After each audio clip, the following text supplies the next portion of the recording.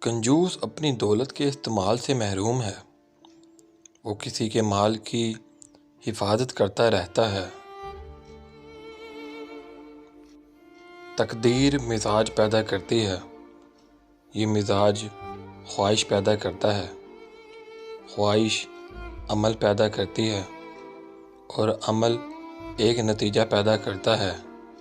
نتیجہ تقدیر ہوتا ہے۔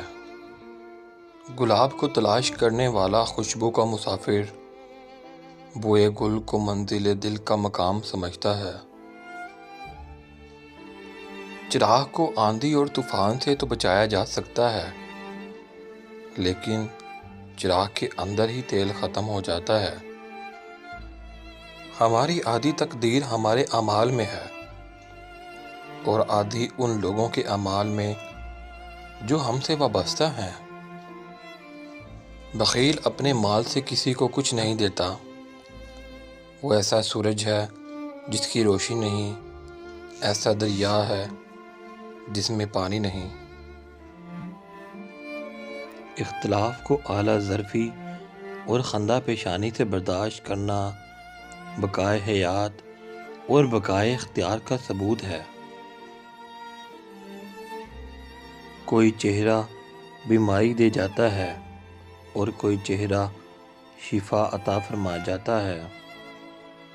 صبر کا خیال ہی اس بات کی دلیل ہے کہ انسان جو چاہتا ہے وہ اسے ملا نہیں۔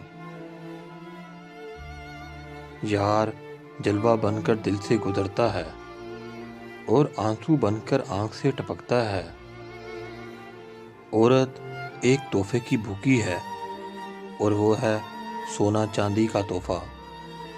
جس عورت کو دے دو گے وہ تمہاری ہو جائے گی۔ پہاڑوں سے نکلنے والے دریا خود سمندر کے لیے پیاسے ہوتے ہیں اور یہ کناروں کی پیاس بجھاتے ہیں۔ اپنے محبوب ساگر سے واصل ہو کر اپنی پیاس بجھاتے ہیں۔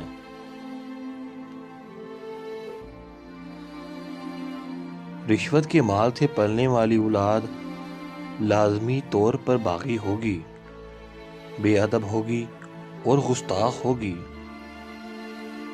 انسان کا رزق اس کے اپنے وجود کے کسی حصے میں پنہاں ہوتا ہے۔ اس کی صلاحیت کو دریافت کرنا ہی انسان کا فرض ہے۔